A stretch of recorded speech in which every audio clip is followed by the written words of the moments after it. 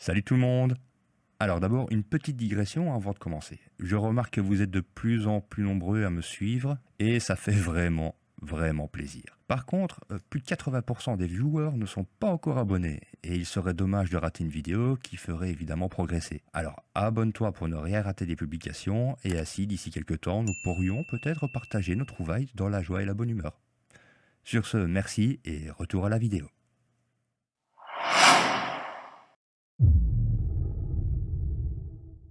Eh bien, pourquoi ne pas commencer par le début du coup? Nous allons ouvrir notre bibliothèque de médias, ici le Media Pool. Moi j'ai déjà importé des photos et des vidéos. Vous pouvez faire pareil tout simplement en faisant clic droit et en allant ici dans Importer médias. Ou vous appuyez évidemment sur CTRL-I.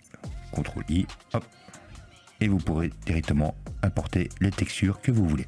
Nous allons en prendre une pour faire notre premier essai. Ici, un morceau de bois qui n'est pas ajusté, donc je vais directement dans l'inspecteur, je vais tout en bas, remplir, voilà. Donc, et maintenant nous pouvons commencer. Vous sélectionnez votre clip ou votre image, vous mettez la tête de lecture dessus et vous vous rendez dans la partie fusion. Je range directement mes nœuds pour qu'ils soient bien visibles, je sélectionne mon morceau de bois et je lui ajoute un merge. Voilà qui est fait. Je clique dans la partie vide et j'ajoute un texte. Ce texte, je le connecte à la partie verte du merge, on le sélectionne, on y inscrit quelque chose, vous sélectionnez votre police d'écriture favorite évidemment, là ici je vais augmenter sa taille au maximum, et donc maintenant il nous reste une chose à importer, c'est un bitmap. Donc CTRL barre espace ou commande barre espace si vous êtes sur Mac, voilà, vous sélectionnez et vous le connectez directement à votre texte. Pour ceux qui ont l'œil fin, vous aurez remarqué qu'il y a une partie jaune et cette partie jaune ici elle est destinée à connecter une image ou un clip vidéo évidemment. Voici notre image en question. Ce que nous allons faire, c'est que nous allons prendre sa sortie et le connecter à la partie image du bitmap.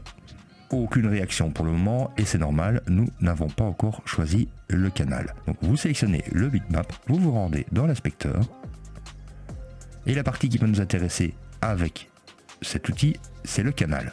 Il y a plusieurs canaux, rouge, vert, bleu, alpha, sur la couleur, la luminance, la saturation et le coverage. Ici, j'ai une image qui est composée essentiellement de rouge, donc je vais travailler sur le rouge. Je clique et vous voyez que directement, l'effet s'est appliqué. Les craquelures dans le bois apparaissent bien dans notre texte et on va même pouvoir affiner tout cela à partir d'ici. Regardez l'effet, je commence à le faire disparaître tout doucement.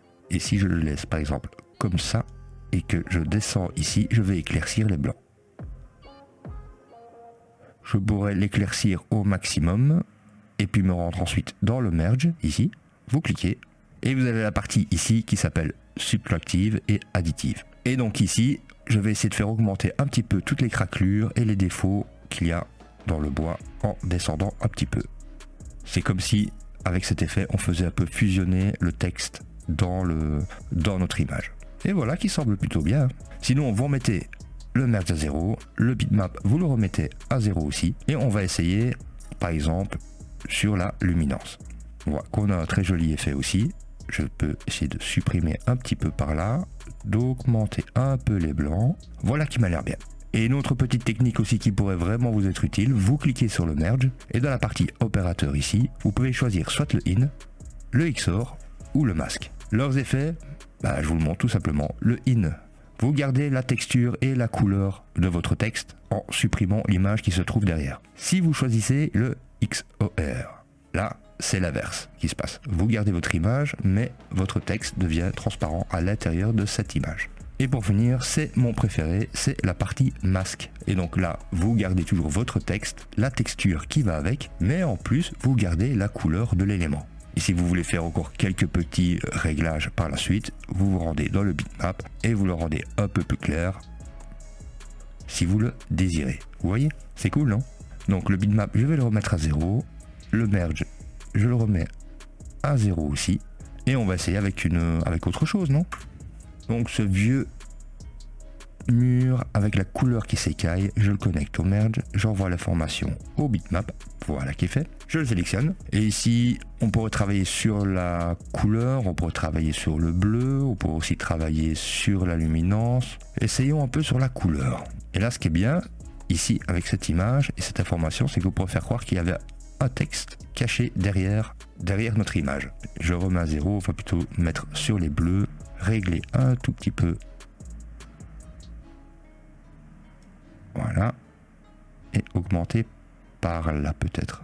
Et ainsi on pourrait presque croire que c'était une écriture qui était mise sur la couleur avant qu'elle commence à s'écailler. Si je le mets par exemple sur luminance, il y a aussi peut-être moyen de récupérer quelque chose de sympa. L'effet est moins joli que sur le canal bleu, n'est-ce pas? Et cela marche aussi avec une vidéo. Ici je vais prendre par exemple un glitch. Bon, il y a beaucoup de noir, ça aurait été mieux d'avoir quelque chose de bien. Et on va essayer de faire ça comme ça. Donc ici je reset. Et donc ici sur ce clip là, ça commence tout en noir, c'est super. Et on a énormément de glitch par ici. Donc on va essayer de voir sur quel canal il s'adapterait le mieux. Donc ici ça donnerait ça comme effet. On peut même directement voir en mettant masque afin de n'avoir que le titre. Et régler la manière dont il sera visible. Voilà par exemple sur le hue. Et voilà sur saturation. Sur ce, merci de m'avoir suivi jusque là. N'hésitez pas à lâcher un petit pouce, à laisser un commentaire, à vous abonner si ce n'est pas encore déjà fait. Portez-vous bien et à la prochaine. Ciao ciao.